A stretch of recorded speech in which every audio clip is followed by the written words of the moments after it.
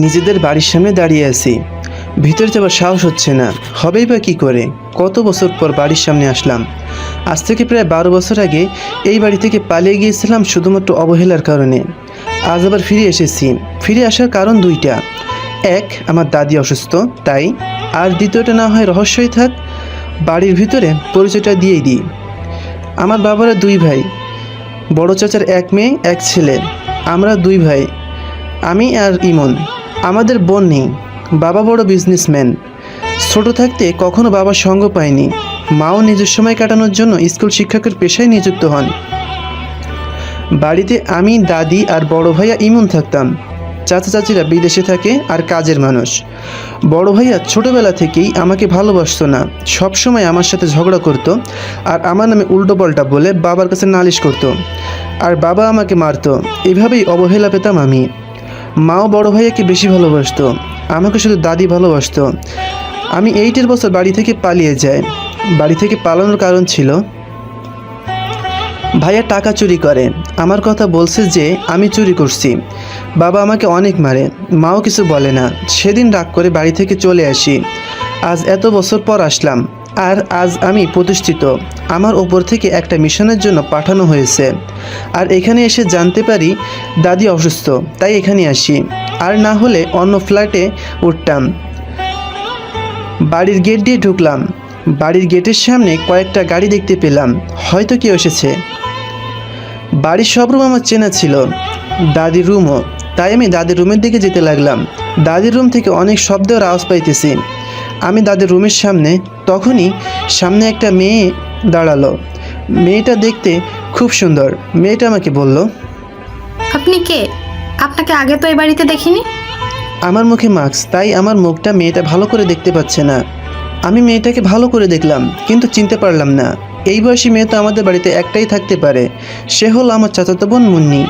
তাহলে ওই কি আমার চাচাতো বোন? এটা ভাবতে লাগলাম। কি হলো, কথা বলুন। আপনি কে? কেন অবহেলার পাত্র? মানে? সব মানের উত্তর হয় না। তখন মেয়েটা আপু আপু বলে কাউকে ডাক দিল। মুহূর্তে আরেকটা মেয়ে এলো। এই মেয়েটা আমার থেকে বড় হবে। ও, তাহলে এই মেয়েটার নাম তিশা। তাহলে এই মেয়েটা আমার চাচাতো বোন না? আপু দেখ লোকটাকে, জিজ্ঞেস করছি উনি কে, কিন্তু কোনো কথাই বলতেছে না। এই, আপনি কে? আর আমাদের বাড়িতেই বা আসলেন কি করে?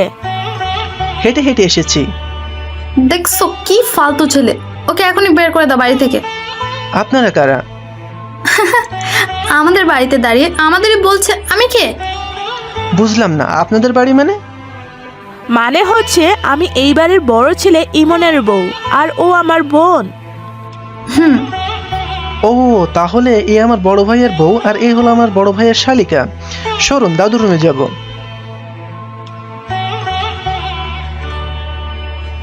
আমি তো মানুষ। তিশা জোরে জোরে কথা বলতেছিল, তাই দাদুর রুম থেকে একটা মহিলা এসে বলল, মা এমনি অসুস্থ, আর ডাকাডাকি করে কথা বলছো কেন তোমরা?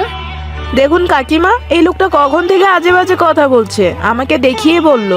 মহিলাটা আমার দিকে ঘুরতেই আমি তাকে চিনে ফেললাম। এ হলো আমার কাকিমা। ছোটবেলায় আমি যখন এখানে থাকতাম তখন কাকিমারা বিদেশে থাকতো, এখন এসে পড়েছে। আপনি এই ছেলেটাকে যেতে দিলেন কেন? অবাক হয়ে বলল। তিশার আপু জিজ্ঞেস করলো, কেন দিয়েছি এখনই বুঝতে পারবে। রুমে গিয়ে দেখলাম বাবা মা ভাইয়া আর কিছু লোক। আমি প্রায় সবাইকে চিনলাম, কিছু লোক ছাড়া। আমার মুখে আগেই বলছি যে মাস্ক আছে। আমি গিয়ে দাদির পাশে বসলাম। এই, কে তুমি? মায়ের পাশে বসেছো কেন? কে তুমি বাবা? তখনই কাকি এসে বলল, ও রিমন। রিমন বলার সাথে সাথে পুরো বাড়ি যেন নিস্তব্ধ হয়ে গেল। বাবা মা দুজনই কাতর চোখে আমার দিকে তাকিয়ে আছে। পুরো বাড়িটাই চুপ হয়ে গেল। তিশা আর ওর আপু কিছুই বুঝতে পারছে না। দাদু আমার হাতটা ধরে বলল, তুই আমার নাতি রিমন। দাদু, আমি তোমার নাতি রিমন। দাদু কোনো রকমে উঠেই আমাকে জড়িয়ে ধরলো। এতদিন কোথায় ছিলি দাদু ভাই? কত খুঁজেছি তোকে। এই তো আমি এসে পড়ছি দাদু তোমার কাছে। আর কোথাও যাস না দাদু ভাই।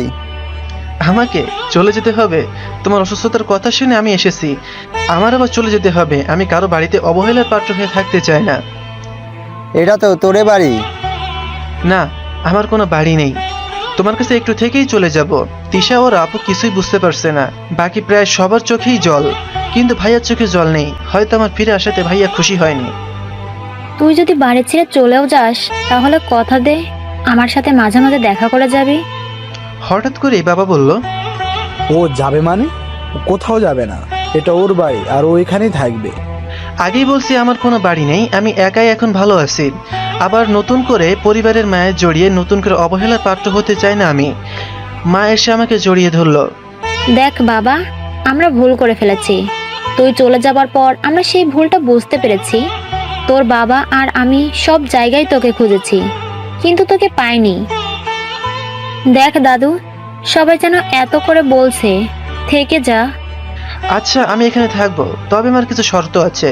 আমি তো সব শর্ত মেনে নেব। আমি আমার মতন একটা রুমে থাকবো, কেউ আমার রুমে আসবে না, কেউ আমার রুমে আসবে না, ঘর গুছোতেও আসতে পারবে না। তাহলে ঘর গোছাবে কে? আমারটা আমি নিজেই পারি, এতদিন আমারটা আমি নিজেই করছি।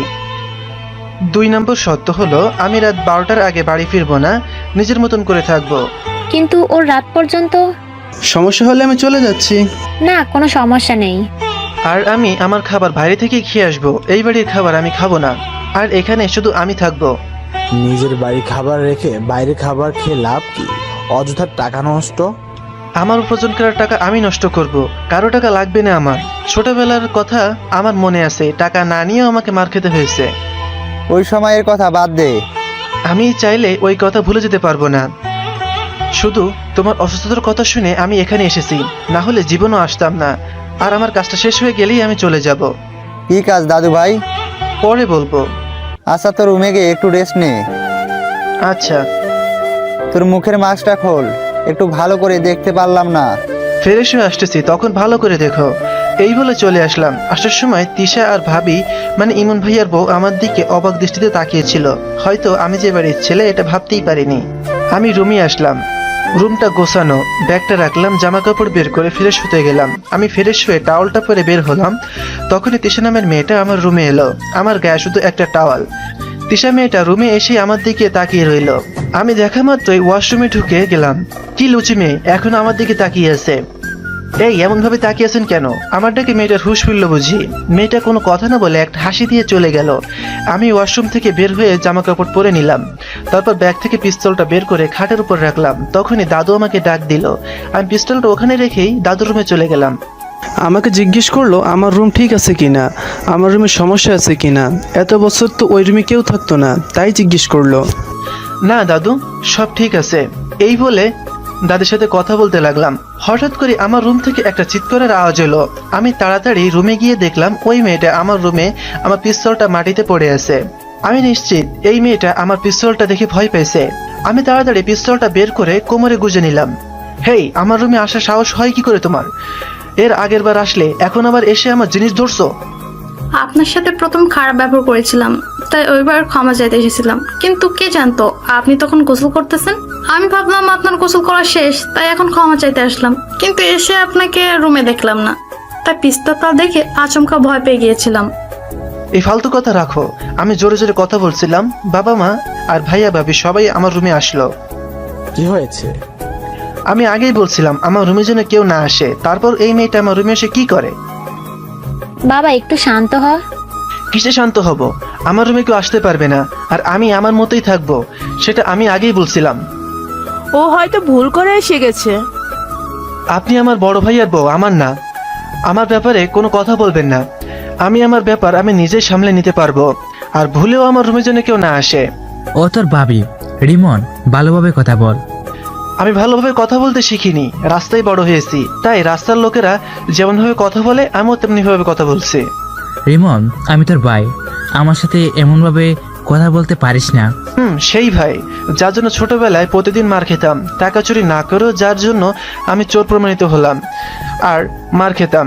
আর সেই ভাই যে টাকা নিয়ে আমার কথা বলতো, আর আমার বাড়ি থেকে চলে যাওয়ার কারণ তুমিই ছিলে। ভাইয়া কোনো কথা বলছে না। এখন আমি রেস্ট নিব, সবাই এখান থেকে যাও। আর ভুলেও যেন আমার রুমে কেউ না আসে। আচ্ছা। তারপর সবাই চলে গেল। তিশা মেয়েটা যাওয়ার আগে আমার দিকে একটু রহস্যময় চাহনি দিল। সবাই যাওয়ার সাথে সাথে আমি রুমের দরজাটা আটকে দিয়ে কোমর থেকে পিস্তলটা বের করে ব্যাগে রাখলাম। ব্যাগের উপরেই আমার আইডি কার্ডটা ছিল। এই কার্ডটা মেয়েটা দেখে ফেললে বুঝে ফেলতো আমি একজন আর্মি। আর আমার এখানের মিশনটা আর হতো না, তাই আমি একটু রেগে সবার সাথে কথা বলছিলাম। হঠাৎ আমার ফোনে একটা ফোন আসলো। আমাদের স্যার ফোন করছে। রিমন, তোমাকে যে মিশনটায় পাঠিয়েছি, আশা করি তুমি মিশনটায় জয়ী হবে। ইনশাল্লাহ স্যার। শুনো, কাল তুমি কলেজে জয়েন হও। তোমাদের মিশন কলেজ থেকে শুরু করো, কারণ ওই কলেজ থেকে ওই সব অবৈধ কাজ হয় আমি শুনেছি। তাই তুমি কালকে তোমার কাগজপত্র নিয়ে ওই কলেজে ভর্তি হও। আর যেন কেউ জানতে না পারে তুমি একজন আর্মি। জেনে ফেললে কিন্তু এই মিশনটা শেষ হয়ে যাবে। না স্যার, কেউ জানতে পারবে না। ওকে, আর শুনো, আমি আরো কয়েকজন আর্মি অফিসার পাঠিয়েছি, ওরা তোমাকে সাহায্য করবে। স্যার, এসবে তো দরকার ছিল না। দরকার আছে রিমন, এটা খুবই গুরুত্বপূর্ণ একটা মিশন। আর আমি ওদের তোমার ছবি দেখিয়েছি, ওরা কলেজে কাল তোমার সাথে পরিচিত হয়ে নেবে। Okay sir. Okay, bye. তারপর স্যার কলটা কেটে দিল। আমিও সব ঠিকঠাক করে নিলাম। কাল কলেজে ভর্তি হতে যা যা কাগজপত্র লাগে তা একটা ফাইলে রাখলাম। এভাবে আজকের দিনটা চলে গেল। সকালে ঘুম থেকে উঠে ফ্রেশ হয়ে জামা কাপড় পরে কলেজে যাওয়ার জন্য রেডি হলাম। আমি যেহেতু এই বাড়ি কিছু খাই না, তাই সরাসরি কলেজের জন্যই রেডি হলাম। রুম থেকে কলেজে ভর্তি হওয়ার জন্য ফাইলটা রেডি করে রাখছিলাম, সেটা নিয়ে বেরিয়ে পড়লাম। নিচে আসতেই দেখলাম আমার ফোনটা আনতে ভুলে গেছি, তাই আমি ফাইলটা ওখানে সোফার উপর রেখে আমি ফোনটা আনতে রুমে গেলাম। আমি রুম থেকে মোবাইলটা নিয়ে নিচে আসতে দেখি তিশা নামের মেয়েটা আমার ফাইল থেকে কাগজ বের করে পড়তেছে। আমার খুব রাগ হলো। আমি গিয়ে ঠাস করে একটা থাপ্পড় দিলাম। থাপ্পড়ের শব্দে বাড়ির সবাই এসে পড়ছে। আমার জিনিস ধরো সাহস হয় কি করে আপনার? তুই মেয়েটাকে এভাবে থাপ্পড় মারলি কেন? আমার বোনকে এইভাবে মারতে পারো না তুমি। আপনার বোন কোন সাহসে আমার জিনিসে হাত দেয়? তাই বলে মেয়েটাকে থাপ্পড় দিবি? দিব। আমি আগেই বলছি, আমার রুমে বা আমার জিনিসপত্র আমার পার্সোনাল, আমার কোনো কিছুতেই কেউ হাত দিবে না। তারপর কাল আবার 2বার আমার রুমে গিয়ে বিরক্ত করলো।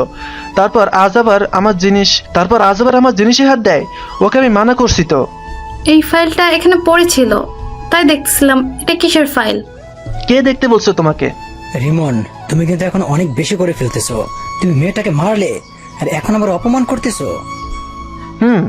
আমার জিনিস যে ধরে তার সাথে আমি এমনই করি, কারণ আমি ভালো শিক্ষা পাইনি। ভালো শিক্ষার বয়সে অবহেলা পেয়ে বাড়ি ছাড়তে হয়েছে, রাস্তায় বড় হয়েছি, তাই এইভাবে কথা বলতে শিখছি। আমি আবার বলে দিচ্ছি, আর কেউ যদি আমার জিনিসপত্রে হাত দেয় তাহলে এর পরের বার খুব খারাপ হবে। এই বলে ফাইলটা নিয়ে চলে আসতে লাগলাম। বাবা, কোথাও যাওয়ার আগে খেয়ে তো যা। আমি বলছি না এই বাড়িতে খাবো না? ছোটকালে তোমার পিছে পিছে ঘুরতাম তোমার হাতে খাওয়ার জন্য, তখন তোমার সময় হয়নি আমাকে খাওয়ানোর, নিজেরটা নিজেই খেতে হয়েছে। এসে দেখোও নি আমি খেয়েছি কিনা, এখন আর দেখা লাগবে না। এই বলে চলে আসলাম। কোথাও গেলে বাড়ি থেকে গাড়ি নিয়ে যাস। আমার কোথাও যেতে আপনাদের গাড়ির প্রয়োজন নেই। এতদিন আমি নিজে চলাচল করছি, কারো গাড়িও লাগেনি, আমার আজও লাগবে না। এই বলে বের হলাম। কলেজে ভালোভাবেই গেলাম। রিক্সা থেকে নেমে সোজা কলেজে গেলাম। একটা ছেলের কাছ থেকে প্রিন্সিপাল স্যারের রুমটা কোন দিকে জেনে নিলাম। আমি প্রিন্সিপাল স্যারের রুমের বাইরে। আমি বললাম, স্যার আসতে পারি? আসো। তোমাকে আগে এই কলেজে দেখিনি তো। স্যার, আমি এই কলেজে ভর্তি হতে এসেছি। ও, তা তোমার কাগজপত্র এনেছো কি? স্যার। তারপর স্যারের হাতে কাগজপত্রগুলো দিলাম। স্যার কাগজপত্রগুলো দেখতে লাগলো। তুমি নামকরা বিজনেসম্যান রাহুল আমিনের ছেলে। যদিও বাবার উপর রাগ করে আছি, তবু কলেজে ভর্তি হতে বাবার নাম দেওয়াই লাগবে। তুমি তো খুব ভালোই নাম্বার পেয়েছো, আর আমি তোমাকে ভর্তি করে নিলাম। আর চাইলে আজ থেকে ক্লাস শুরু করতে পারো। না স্যার, আজ থেকে না, কাল থেকে ক্লাস শুরু করব। আচ্ছা, আর তোমার কোনো সমস্যা হলে আমাকে বলো। Okay sir. তারপর স্যারের রুম থেকে বের হয়ে এলাম। আমি কলেজের মাঠে আসতেই কয়েকজন ছেলে আমার সামনে আসলো। একটা ছেলে বলল, স্যার, আমার ভুল না হলে আপনি আর্মি ক্যাপ্টেন রিমন, তাই না? কিন্তু তোমরা আমাকে চিনলে কি করে? ও, এখানে কথা না বললে ভালো হয়, ওইদিকে চলো। তারপর ওদের সাথে কলেজের পিছন দিকটায় চলে গেলাম। কলেজের পিছন দিকটা একটু নির্জন। এবার তোমাদের পরিচয় দাও। আমি আশিক, আমি শুটার। আমি জয়, আমি খুব দ্রুত দৌড়াতে পারি। আমি মাহিয়ান, আমিও একজন শুটার। আমি জাবির, আমি শুটার, আর আমি দৌড়াতে খুব ভালো পারি। আমি সাব্বির, আমি এই এলাকার লোক। এখানে অবৈধ কাজ আর নেশাগ্রস্ত সব আস্থানাই আমি চিনি। গুড। তা তোমরা ভর্তি হয়েছো? না স্যার, এখনো ভর্তি হয়নি। আমাকে স্যার বলবে না, আমি তোমাদের সমবয়সী, তাই আমার নাম ধরে বলবে। আর স্যার বলে ডাকলে কেউ শুনে ফেললে মিশনের ক্ষতি হতে পারে। ওকে, তাহলে রিমন বলে ডাকবো। আর আমরা বন্ধু, তাই আমার সাথে বন্ধুত্বপূর্ণ আচরণ করবে। ওকে। এখানে কোথায় উঠছো তোমরা? একটা ফ্ল্যাট নিয়েছি, আমরা সবাই ওখানেই থাকবো। ও ভালো। আর সাবধানে থেকো, কেউ যেন তোমাদের আসল পরিচয় জানতে না পারে। ওকে, তোকে এই নিয়ে চিন্তা করতে হবে না। আচ্ছা, তাহলে এখন ভর্তি হয়ে নাও, কাল থেকে আমাদের মিশন শুরু হবে। ওকে। ওকে, বাই। তারপর ওদের কাছ থেকে আমি চলে আসলাম, রিক্সা করে বাড়ি আসতেছি। বাড়ির খাবার যেহেতু আমি খাই না, তাই একটা হোটেলের সামনে নামলাম। হোটেলের সামনে নামতেই আমার ফোনটা বেজে উঠল। আমি ফোন বের করে দেখি স্যার ফোন দিছে। Hello sir. রিমন, তোমাকে গুরুত্বপূর্ণ কথা বলার জন্য ফোন দিয়েছি। কি কথা স্যার? ওইখানে অনেক বছর ধরে যেহেতু এই অবৈধ কাজ করতেছিল, তাই এই কাজটা সমাপ্ত করার জন্য পুলিশের ওপরও দায়িত্ব পড়েছে। তাই তোমাদের এই কলেজে 14 বসে পুলিশও থাকবে, তাই একটু ভালোভাবে দেখো। এটা নিয়ে আপনাকে চিন্তা করতে হবে না স্যার, আমরাই ওই কেসটা সমাপ্ত করব। Best of luck. ধন্যবাদ স্যার। ওয়েলকাম আর বাই। Okay bye. তারপর হোটেল থেকে খাবার খেয়ে বাড়ি চলে আসলাম। বাড়ি এসেই রুমে গেলাম, কিন্তু রুমে গিয়ে দেখলাম আমার ব্যাগ, জামা কাপড় সব গোছানো, আমার বিছানা সব কিছুতেই গোছানো। সকালে এইরকম তো আমার রুম ছিল না, তাহলে কেউ কি আমার রুমে এসেছিল? তার মানে আমার রুমে কেউ এসেছিল। আমার মাথা গরম হয়ে গেল। আমার রুমে কে এসেছিল এই বলে জোরে জোরে ডাক দিতে লাগলাম। তিশা মেয়েটা আমার রুমে এলো আর বলল, আমি গিয়েছি আপনার রুম। আমার খুব রাগ হলো। আমি তিশাকে দরজার সাথে চেপে ধরলাম। সকালের ঘটনার পরও কোন সাহসে তুমি আমার রুমে এলে? দরজার সাথে চেপে ধরেই বললাম। এখান দিয়ে যাওয়ার সময় দেখলাম আপনার রুম খুব অগোছালো, তাই ভাবলাম গুছিয়ে দেই। আমি আগেই বলছিলাম, তারপর আসলে কেন? তিশা মাথা নিচু করে আছে। বাড়ির সবাই আমার রুমে চলে এসেছে জোরে জোরে কথা বলার শব্দ শুনে। সবাই এসে দেখে আমি তিশাকে দরজার সাথে চেপে ধরে আছি। বাবা, ওকে অমন করে ধরে রেখেছিস কেন? সকালে ওনাকে মানা করার পর কোন সাহসে আমার রুমে এসে আমার রুম গোছালো? তিশা মা আবার ওর রুমে কেন এসেছিলে? শুধু প্রমাণ পাওয়ার জন্য। আমি শিওর ও কোনো না কোনো কাজে জড়িত আছে, না হলে ওনার কাছে পিস্তল থাকার কথা না। তাই তো আমি ওনার রুমে এসেছিলাম, দেখি কোনো প্রমাণ পাই কিনা উনি কি কাজে জড়িত এটা জানতে, কিন্তু কোনো প্রমাণ পেলাম না। আসলে এখান দিয়ে যাওয়ার সময় দেখলাম ওনার রুমটা অগোছালো, তাই ভাবলাম রুমটা ঠিক করে দেই। সেইভাবে রুমটা গুছিয়ে দিলাম। আমি তোমাকে রুম গোছাতে বলছিলাম। ও তো রুমটাই তো গুছাচ্ছে, এতে রাগান্বিত হওয়ার কি আছে? আগেই বলছিলাম যে আমার রুমে কেউ আসবে না, তারপর ও কেন এসেছিল আমার রুমে রুম গোছাইতে? তারপর বাবা বললেন, এটা নিয়ে আর কোনো ঝগড়া হোক সেটা চাই না আমি। তিশামা, তুমি রুমে যাও, আর রিমন তুমি শান্ত হও। সবাই চলে যান এখান থেকে, আর ভবিষ্যতে আমার রুমে কেউ আসলে তার ফল ভালো হবে না। এই বলে আমি দরজা আটকিয়ে দিলাম। শুধু তোমার বিষয়ে কোনো একটা প্রমাণ পাই, আমাকে এতবার অপমান করার শোধ আমি নিব। এই বাড়ি থেকে টানতে টানতে জেলে নিয়ে যাব, আর আমাকে ওপর থেকে যে দায়িত্ব দিয়েছে সেটাও আমি পালন করব। এই দায়িত্ব পালন করার জন্যই আমি এ বাড়িতে এসেছি। তারপরে সবাই আমার রুমের সামনে থেকে চলে গেল। না, এই মেয়ের কোনো না কোনো উদ্দেশ্য নিশ্চয়ই আছে, তা না হলে এমন অপমান করার পরও আমার রুমে আসতো না। আমাকে আরো সাবধানে থাকতে হবে। পকেট থেকে আর্মি কার্ডটা বের করলাম। ভাগ্যিস এই কার্ডটা সঙ্গে করে নিয়ে গিয়েছিলাম, না হলে এই মেয়েটা আমার কার্ডটা দেখে ফেলতো আর আমার মিশনটা শেষ হয়ে যেত। বাইরে থেকে খেয়ে এসেছিলাম, তাই শুয়ে পড়লাম। বিকালে ফোনের রিংটনে ঘুম ভাঙলো। একটা অচেনা নাম্বার দিয়ে ফোন এসেছে। ফোনটা ধরলাম। Hello sir. কে আপনি? স্যার, আমি আশিক। আর আমরা ভেবেছিলাম বিকেলে একটু এলাকার চারপাশটায় একটু ঘুরে দিব। আপনি আমাদের সাথে যাবেন? ও, তোমরা রেডি হও, আমি আসতেছি। ওকে। তারপর আমি ফোনটা কেটে দিয়ে ওয়াশরুম থেকে ফ্রেশ হয়ে রেডি হলাম। পিস্তলটা কোমরে গুজে রুম থেকে বের হয়ে গেলাম। আসার সময় ওই মেয়েটা তিশাকে কোথাও দেখতে পেলাম না। কোথায় যাচ্ছিস? কাজ আছে। এই বলে বাড়ি থেকে বের হয়ে আসলাম। আশিকদের ফোন দিলাম। স্যার বলুন। কোথায় তোমরা? এক স্কুলের রাস্তার সামনে আছি স্যার। ওকে, আসতেছে আমি ওদের ওখানে। আমি ওদের কাছে গেলাম। আমরা এখন কোথায় যাব? খেপুপাড়ায় স্যার। ওখান থেকে মেয়ে পাচারের কাজগুলো বেশি হয়। এলাকাটা একটু নির্জন তাই। আচ্ছা চলো। তারপর ওদের সাথে খেপুপাড়া চললাম। সাব্বির যেহেতু স্থানীয় তাই ও সব জায়গা চেনে এখানকার। আমরা এখানে এসেছি। এইখানকার থেকে মেয়ে পাচার হয় আর সব নেশাগ্রস্ত জিনিস আগে এখানেই আসে। আর অনেকদিন যাবৎ এই কাজ চলে আসতেছে। কেউ এই কেসটা সমাধান করতে পারেনি, তাই এখানে পাঠানো হয়েছে আমাদের। আর একদল পুলিশকেও পাঠানো হয়েছে।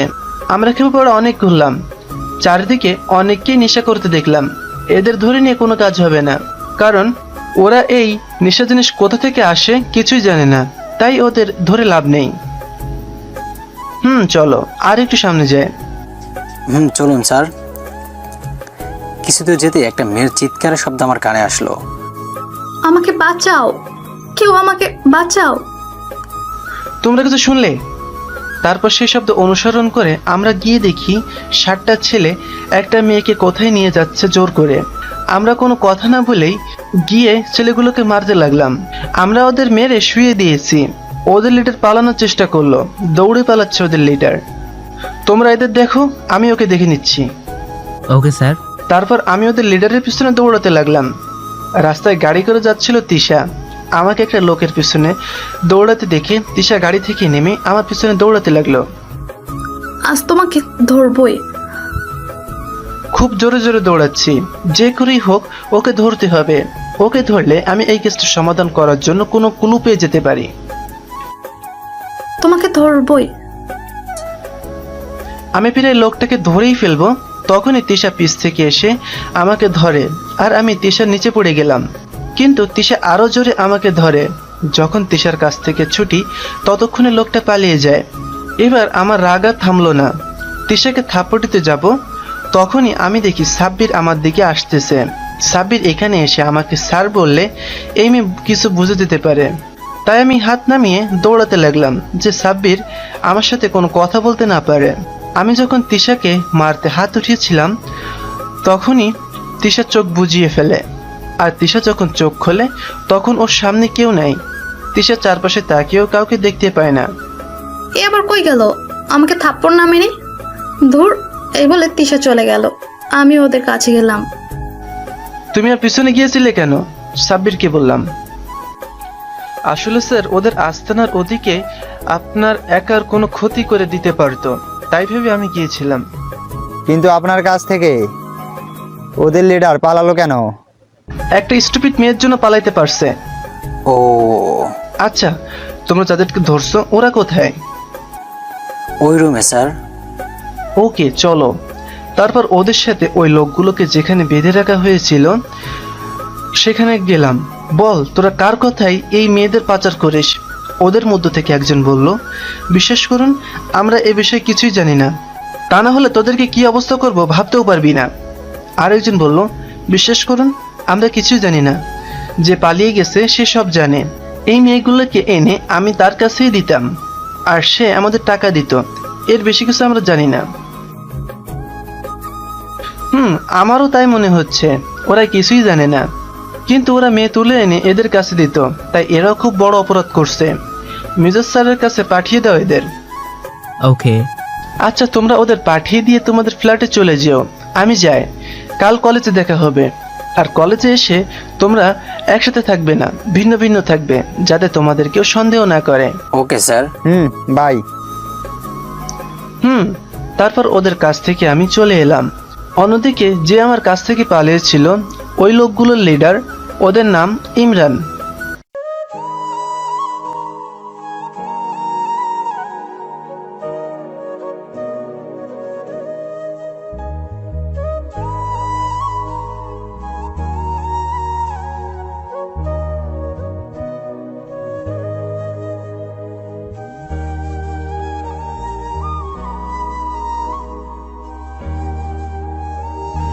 যারা ধরা পড়েছে তারা কি তোমাকে চিনতো?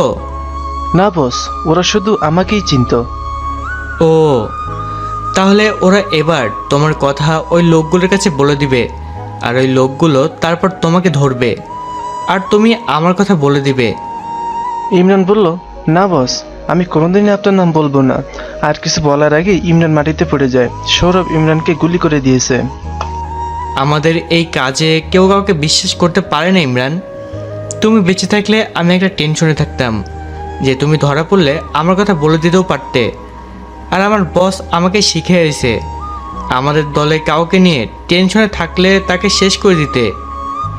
বস, আমাদের বস আপনি, কিন্তু আপনার বসকে তাকে তো কোনোদিন দেখিনি।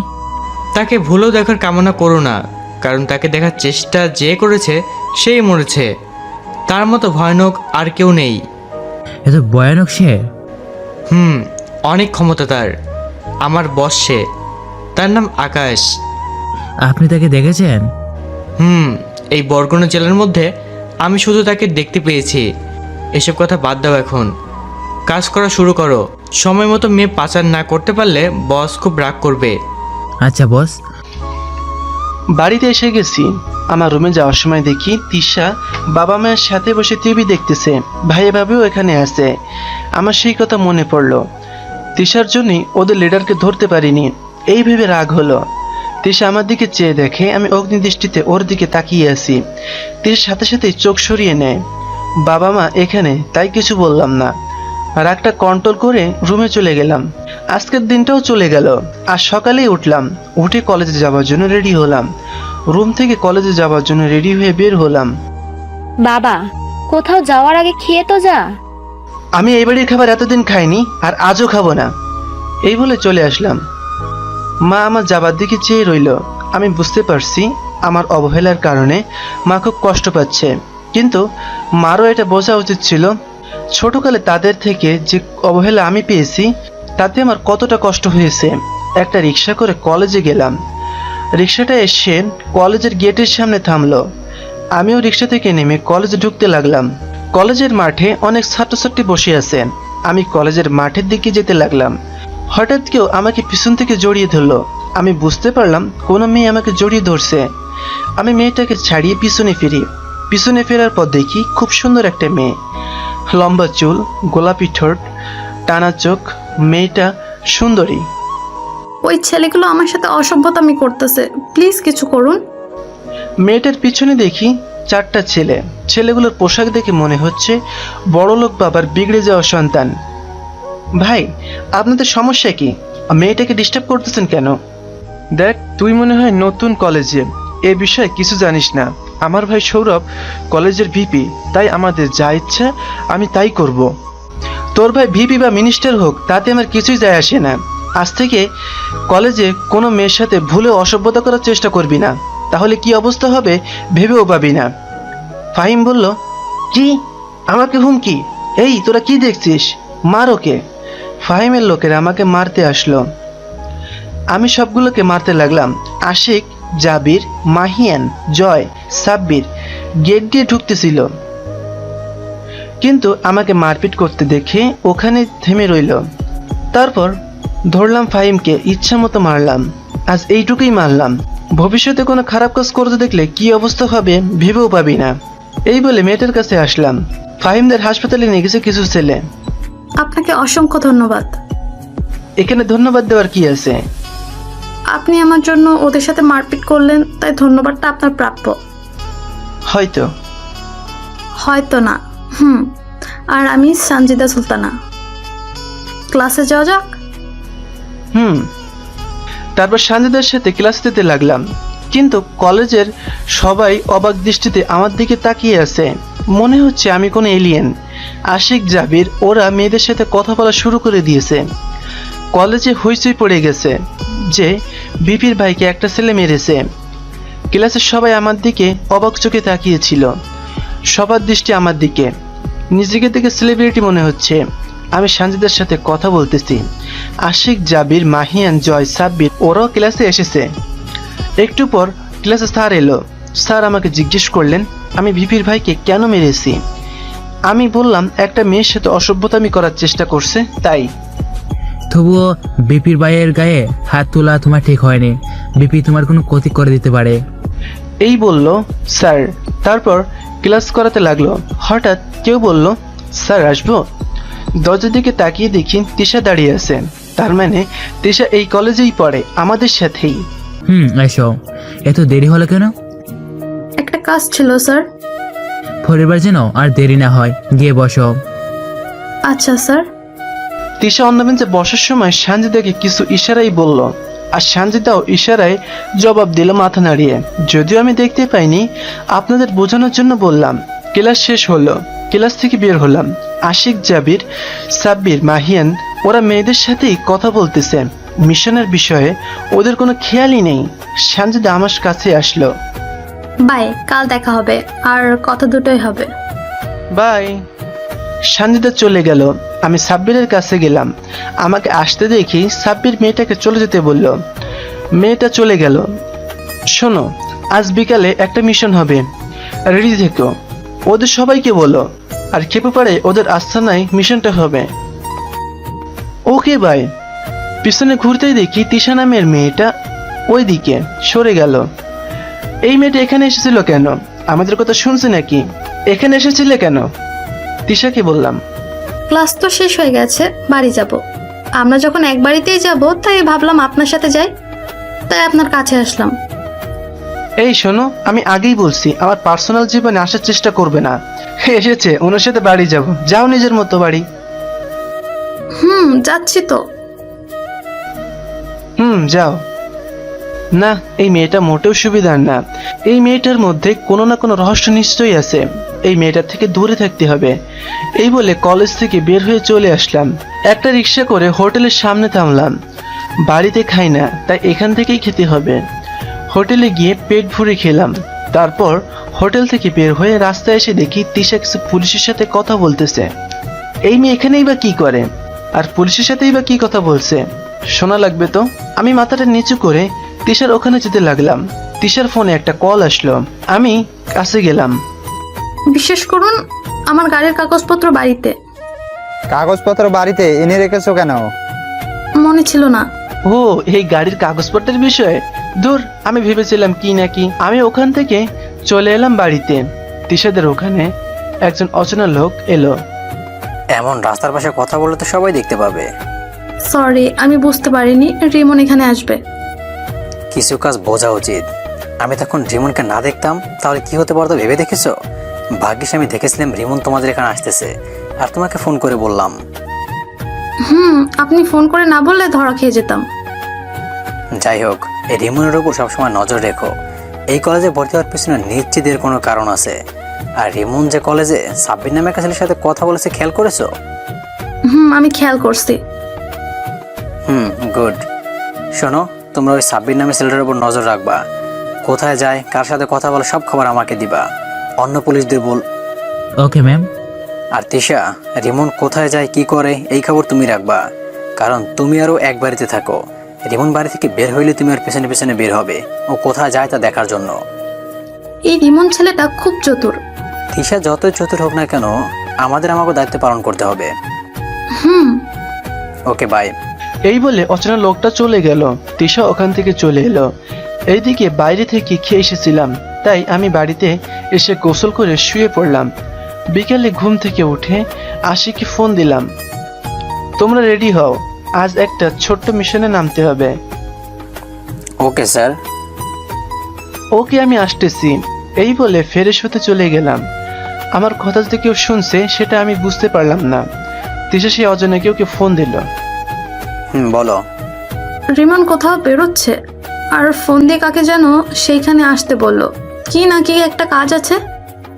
তুমি রিমনের পিছু করো, ও সেই জায়গায় যাও, আমরাও আসতেছি। ওকে। ফ্রেশ হয়ে বের হলাম। রেডি হয়ে বাড়ি থেকে নামলাম। আমি বাড়ি থেকে নেমে আসলাম। আমার পিছনে যে কেউ আসতেছে সেটা বুঝতে পারলাম না। আশিকদের থেকে একটু দূরেই তখনই আমার পাশ দিয়ে একটা গাড়ি যায়, আর আমি গাড়ির আয়নায় দেখতে পাই তিশা আমার পিছনে পিছনে আসতেছে। না, এখন আশিকদের কাছে যাওয়া যাবে না। আমি ফোনটা বের করে আশিকের কাছে একটা SMS পাঠিয়ে দিই। SMS-টায় লেখা ছিল, তোমরা খেপুপাড়ার দিকে যাও, আমি আসতেছি। আশিক আমার SMS পেয়ে ওদের সাথে নিয়ে যাওয়া ধরে। আমি অন্য রাস্তা দিয়ে খেপুপাড়া যাইতেছি। হ্যাঁ তিশা, আমার পিছনে থেকে লাভ নেই, আমি তোমাকে দেখেই ফেলছি। যাই হোক, তুমি এসেছো তাতে আমার ভালোই হয়েছে, তোমার জন্যই ওদের আস্থানে যেতে পারবো। এই ছেলে কোথায় যাচ্ছে? কখন থেকে হেঁটে চলেছি, পা ব্যথা হয়ে গেল। এই পোলা এখনো হেঁটে যাচ্ছে। আমরা খেপুপাড়ে এসে পড়ছি। চারদিকে এখন নির্জন, এইখানে সবসময় নির্জনই থাকে। গুন্ডাগুলোর আস্থানা এখানেই হবে, আর তিশা আমাকে ওদের আস্থানে নিয়ে যাবে। হঠাৎ করে পড়ে গেল। আর এ সুযোগে আমি লুকিয়ে পড়লাম। তিশা উঠে আমাকে দেখতেছে না। এতটুকু সময়ের মধ্যে এ গেল কোথায়? যে করে হোক একে আমার খুঁজে বের করতেই হবে। এবার তিশা আমাকে খুঁজতে লাগলো, আর আমি তিশার দিকে নজর রাখছি। আমার প্ল্যান ছিল এটা খেপুপাড়া, গুন্ডাগুলোর আস্থানা এদিকে। যদিও আমি আস্থানা চিনি না, কিন্তু এখন চিনে যাব।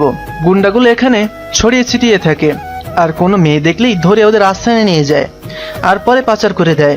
আর তিশা এখন এখানে ঘুরতেছে। আমি নিশ্চিত গুন্ডাগুলো ওকে দেখলেই ওর উপর আক্রমণ করবে আর ওদের আস্থানে নিয়ে যাবে, আর আমিও তখন ওদের পিছু পিছু ওদের আস্থানে যেতে পারবো। আমার আর বেশিক্ষণ অপেক্ষা করতে হলো না। আমাকে যখন তন্ন করে তিশা খুঁজতেছিল, গুন্ডাগুলো তখন ওকে দেখে ফেলে আর তিশার উপর আক্রমণ করে। আমি পিছন থেকে সব দেখছি। তিশা ওদের কাছ থেকে অনেক ছোটাছুটি করতেছে, কিছুতেই পারতেছে না। শত হলেও তিশা একটা মেয়ে, আর 5টা ছেলের সাথে তিশা কিছুতেই পারবে না। তিশাকে ওরা ভালোভাবে ধরে ফেললো আর ওদের আস্তানার দিকে নিয়ে যেতে লাগলো। আমিও পিছন পিছন গেলাম। কিছু দূর যেতেই একটা বাড়ি দেখতে পেলাম। এই নির্জন জায়গাটায় বাড়িটাই নিশ্চয়ই ওদের আস্তানা। ওরা তিশাকে নিয়ে বাড়ির ভিতরে দিকে যেতে লাগলো। তিশা অনেক ছোটাছুটি করতেছিল। তিশার প্যান্ট থেকে একটা কাগজ পড়ে যায়, যেটা ওরা দেখতে পায়নি, আমি দেখতে পারলাম। ওরা তিশাকে নিয়ে বাড়ির ভিতরে গেল। আমি ওই সুযোগে তিশার প্যান্ট থেকে যে কাগজটা পড়ছিল সেটা তুলে আনি। এটা কোনো কাগজ নয়, এটা একটা কার্ড। কার্ডটা দেখে আমি একটু অবাক হই, কারণ কার্ডটা ছিল পুলিশ অফিসারের, আর কার্ডের ভিতরে তিশার নাম ছবি দুইটাই। তার মানে তিশা পুলিশ অফিসার, আর এই মিশনে যে পুলিশ অফিসার পাঠানো হয়েছে তার মধ্যে তিশাও একজন। আর তিশা আমাকে সন্দেহ করেছিল, যার জন্য ওকে অপমান করার পরও আমার রুমে আসতো আর আমার কথা শুনতো, আর আজ আমার পিছন পিছন আসলো। আমি বাড়ির পিছন দিকে গেলাম। পিছনে একটা জানালা আছে আধখোলা, সেইটা দিয়ে ভিতরে দেখলাম। ভিতরে দেখি আমি তো সত্যি খুব অবাক হলাম, কারণ ভিতরে 40টার মতন মেয়ে আছে। ওদের দলের একজন বলল, বস 40টা মেয়ে তো এখনো হয়ে গেল, এদের পাচার করবেন কবে? আরে এদের আর আমার পাচার করতে হবে না, সৌরভ হচ্ছে ওদের বস। আমাদের পাচার করতে হবে না মানে? তোরা তো আমার বসকে দেখতে চেয়েছিলি, যার কাছে আমরা এই মেয়েগুলো পাঠাই। অন্ধকার জগতের কিং আকাশকে দেখতে চেয়েছিলি। দেখতে তো চেয়েছিলাম, কিন্তু তাকে তো দেখতে পারবো না, আপনি বলেছেন। এবার দেখতে পাবি, কারণ এবার এ আমাদের আস্তানে আসতেছে। কি? সে আমাদের আস্তানে আসতেছে? আর সে এসেই এবার এই মেয়েগুলোকে নিয়ে যাবে। কবে আসবে সে? কাল আসবে, আর এদের ভালো করে বেঁধে রাখ। কাল বস আসলেই এদের বসের কাছে দিয়ে দিব। ওকে বস। তিশা আর অন্য সব মেয়েদের মুখে কষ্টিপ হাত পা বাঁধা, ওরা চলে গেল। না, আজ তিশাকে এখান থেকে বের করা যাবে না, কারণ এদের ধরলে এদের বস যে এইসব কাজ করাচ্ছে তাকে ধরতে পারবো না। তাই ওদের বস কাল আসবে, আর কালই আমাদের মিশন হবে, আর ওদের বসকেও কাল ধরবো। আমিও ওখান থেকে চলে এলাম। কিছু দূর আসতেই আশিক ফোন দিল। আশিক ফোন দিয়ে বলল, আপনি কোথায়? আমরা এখন খেপুপাড়া স্ট্যান্ডে আপনার জন্য অপেক্ষা করতেছি। আমি বললাম, তোমরা ওখানেই থাকো, আমি আসতেছি। তারপর ফোন কেটে দিয়ে ওদের ওখানে গেলাম। আজ কোনো মিশন হবে না, কাল মিশন হবে, আর কালই আমরা সব অপরাধীদের ধরবো। আমি ওদের আস্তানা থেকে এসেছি, কাল আমরা ওদের আস্তানায় হামলা করব। কিন্তু তুই ওদের আস্তানা কি করে দেখলি? তিশার জন্য দেখতে পেরেছি। তিশা কই? তিশা ঠিক আছে তো? না। কি হয়েছে তিশার? তিশাকে নিয়ে তুই এত চিন্তা করছিস কেন? আসলেও তুই তিশার প্রেমে পড়ে গেলি নাকি? কোনো কথা বলতেছে না। তুই তিশার প্রেমে কি করে পড়লি? তিশাকে কলেজে প্রথম দেখাই ক্রাশ খাই। যদিও ওকে বলিনি, ওর সাথে কথা বলতে গিয়েছিলাম, কিন্তু কথা বলেনি। কিন্তু কি হয়েছে ওর?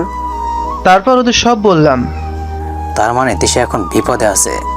না, ওরা তিশাকে কিছুই করবে না, কিন্তু কালকে ওদের ধরতেই হবে, না হলে তিশা আর অন্য মেয়েরা পাচার হয়ে যাবে। কালকেই ওদের ধরবো। মেজর স্যারকে ফোন দিয়ে আরও কিছু লোক পাঠাতে বলো, কারণ কালই মিশন শেষ হয়ে যাবে। ওকে স্যার। ওকে ভাই, আমি এখন চলি। তারপর আমি চলে আসতে লাগলাম। হঠাৎ করেই সানজিদের হাসি মুখটা সামনে ভেসে উঠল। দুপুরে অনেকবার সানজিদের কথা মনে পড়ছিল। আমি বুঝতে পারলাম আমি সানজিদাকে পছন্দ করে ফেলছি। মিশনটা শেষ হওয়ার পর সানজিদাকে আমার ভালোবাসার কথা বলবো, এটা ভাবলাম। অন্যদিকে সেই অচেনা লোকটা তিশাকে অনেকবার ফোন দিছে। তিশা ফোন ধরতেছে না কেন? ওর কোনো বিপদ হলো নাকি? ও তো রিমনের পিছনে পিছনে গিয়েছিল। রিমন ওকে দেখে ফেলে কোনো ক্ষতি করে দেয়নি তো? না না, রিমন এমন করতে পারে না। কিন্তু ও তো রিমনের পিছনে গিয়েছিল। আমি এখনই পুলিশকে নিয়ে রিমনকে ধরবো, তাহলেই তিশার খোঁজ পাবো। কিছুতেই আমি তিশার ক্ষতি হতে দিতে পারি না। আমি এখনই রিমনের বাড়িতে গিয়ে রিমনকে ধরবো। আমি বাড়ির বাইরে থেকে খাওয়া দাওয়া করে বাড়িতে ঢুকলাম, কিন্তু বাড়িতে ঢুকে দেখলাম বাড়িতে 5 জনের মতো পুলিশ। 4 জন ছেলে পুলিশ আর 1 জন মেয়ে পুলিশ।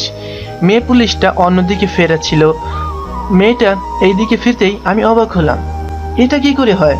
বাড়িতে ঢুকে আমি অবাক হলাম, বাড়িতে পুলিশ আসলো কেন? 4টা ছেলে পুলিশ আর একটা মেয়ে পুলিশ। মেয়ে পুলিশটা অন্যদিকে ফেরা ছিল, তাই দেখতে পাইনি। মেয়ে পুলিশটা যখন আমার দিকে ফিরল তখন আমি সত্যি অবাক হলাম, কারণ মেয়ে পুলিশটা ছিল সানজিদা, তার মানে সানজিদা পুলিশ। তারপর সানজিদা এসে যা বলল তা শুনে আমি আরো অবাক হলাম। তিশা কোথায় রিমন? তিশা কোথায় আমি কি করে জানবো? তুমিই জানো রিমন তিশা কোথায়, তাই ভালো ভালোই বলে দাও তিশা কোথায়। আপনার ছেলেই জানে তিশা কোথায়, কারণ তিশা আপনার ছেলেরই পিছু পিছু গিয়েছিল। কারণ তিশা একজন পুলিশ, আর আমরা আপনার ছেলেকে সন্দেহ করি। কি? তিশা মা পুলিশ আর আমার ছেলেকে তোমরা কেন সন্দেহ করো? আমার ছেলে কি করেছে? আমরা সন্দেহ করি আমাদের এই জেলা থেকে যে অবৈধ কাজ হচ্ছে তার মাঝে আপনার ছেলেও জড়িত আছে, আর তিশা ওর পিছনে পিছনে গিয়েছিল ও কি করে তা দেখতে। আর ও খুব চতুর, ও মনে হয় তিশাকে দেখে ফেলে আর তিশার কোনো ক্ষতি করে দিয়েছে। না, আমার ছেলে এমন কিছু করতে পারে না। কি করেছো তুমি আমার বোনের? কাঁদতে কাঁদতে বলল। ভাইয়া এসেই আমাকে থাপ্পড় মারলো। আমাকে থাপ্পড় মারতে দেখে সানজিদার ভেতরে কেমন যেন ছটফট করতেছে। ভাইয়া আমাকে মারতে লাগলো, সবাই দেখতেছে। ভাইয়া আমায় একটা ঘুষি মারলো, আমি মাটিতে পড়ে যাই, আর আমার পকেট থেকে আর্মি কার্ডটা পড়ে যায়। আমি আর্মি কার্ডটা উঠাবো তার আগেই সানজিদা আমার আর্মি কার্ডটা উঠিয়ে নেয়। ভাইয়া আমাকে ছেড়ে সানজিদার কাছে গেল। দেখতেছি কার্ডটা পড়ে পিছনে সরে যায়। কি হলো? আপনি পিছনে সরে গেলেন কেন? কি করেছে এই বজ্জাতটায়? সানজিদা কার্ডটা ভাইয়ার হাতে দিল। ভাইয়া কার্ডটা পড়ে পিছনে সরে যায়। কার্ডটা একজন আর্মি অফিসারের, আর আপনার ছোট ছেলে একজন আর্মি অফিসার। এটা শুনে সবাই খুব অবাক। শুধু আর্মি অফিসার না, আমি আর্মি অফিসারদের সিনিয়র ক্যাপ্টেন আমি। আর এতক্ষণ আমাকে বলা হয়েছিল না যে আমি অবৈধ কাজের সাথে সংযুক্ত? আমাকে ওপর থেকে পাঠানো হয়েছে এই অবৈধ কাজগুলো থামানোর জন্য, অপরাধীদের ধরার জন্য। এসিপি স্যার যে বলেছিল এখানে আর্মি পাঠানো হয়েছে, তোমাকে এখানে পাঠানো হয়েছে? আমাকে পাঠানো হয়েছে এখানে, আর আমার সাথে আরো কয়েকজন আছে। আর এই কেসটা শেষ করার জন্য অনেক জায়গায় যেতে হয়েছে আমায়, আর অনেকের সাথে কথা বলতে হয়েছে। আর সেজন্যই আমাকে তোমরা আর তিশা সন্দেহ করছো। বাবা, তুই আর্মি অফিসার? তোমাদের পুলিশদের কেন মিশনের জন্য পাঠানো হয় আমি বুঝি না। অপরাধীদের সন্দেহ করো না, যারা অপরাধীদের ধরতে আসে তাদের সন্দেহ করো। এটাই কি পুলিশের নীতি? সানজিদা চুপ করে আছে। সত্যি সানজিদার এখন কিছুই বলার নেই। সানজিদার ভিতরে অপরাধবোধ কাজ করতেছে। ও চুপ করে আছে। তাহলে আমার বোনটা গেল কই? যারা মেয়ে পাচার করে তারা তোমার বোনকে ধরছে, আর কাল পাচার করে দিবে। তুমি জানো তিশাকে মেয়ে পাচারকারীরা ধরেছে আর কাল পাচার করে দিবে, আর একজন আর্মি হিসেবে তোমাকে তো ওকে বাঁচানো উচিত, আর তুমি ওকে না বাঁচিয়ে বলছো ওকে কাল পাচার করে দিবে। তোমাদের পুলিশের কি বুদ্ধি কি একই রকম হয়? আমি কি বলছি তিশাকে বাঁচাবো না? আমরা তিশাকে বাঁচাবো। কাল আমাদের মিশন হবে, আর কাল আমরা সব অপরাধীদের ধরবো, আর যে মেয়েগুলোকে ওরা বন্দি করে রেখেছে তাদের মুক্ত করব। ওরা আমার বোনের কোনো ক্ষতি করে ফেললো না তো? না, তুমি চিন্তা করো না, তোমার বোনের কোনো ক্ষতি হবে না। আর আমার এখন অনেক কাজ আছে। ভাই চুপ করে আছে, কি বলবে এখন? রিমনের সামনে যাওয়ারও কোনো মুখ নেই ওর। রুমে আসলাম, আমাকে নিয়ে সানজিদার ভাবনা এত নীচ, ও আমাকে অপরাধী ভাবে। যাই হোক, এখন আমাকে মিশনের কথায় মন দিতে হবে। এই মিশনে আমাদের সাকসেস হতেই হবে। মেজর স্যারের সাথে কথা বললাম, আশিকদের সাথেও কথা বলে সব ঠিক করে নিলাম। এদিকে সানজিদা সারা রাত রিমনের কথা ভাবলো। ও অপরাধ বোধ থেকে রিমনকে ভালোবেসে ফেলেছে। রিমনকে ওকে মেনে নিবে, এই চিন্তা করতেছে সানজিদা। আজ তাড়াতাড়ি ঘুম থেকে উঠলাম। এই মিশনের জন্য মেজর স্যার আরো কিছু আর্মি অফিসার পাঠিয়েছে। তাদেরকে সবকিছু বলে ওই বাড়িটার চারপাশে এমনভাবে রাখতে হবে যাতে কেউ ওদের দেখতে না পায়। সকাল সকালে সানজিদা আমাদের বাড়িতে এলো, কিন্তু বাড়িতে এসে আমাকে দেখতে পেল না। সানজিদার মন খুব খারাপ হলো। সানজিদাও তৈরি হলো মিশনে যাওয়ার জন্য, যদিও ও জানে না কোথায় মিশন হবে, তবুও নিজের উপর আস্থা রাখলো ও নিশ্চয়ই খুঁজে বের করবে।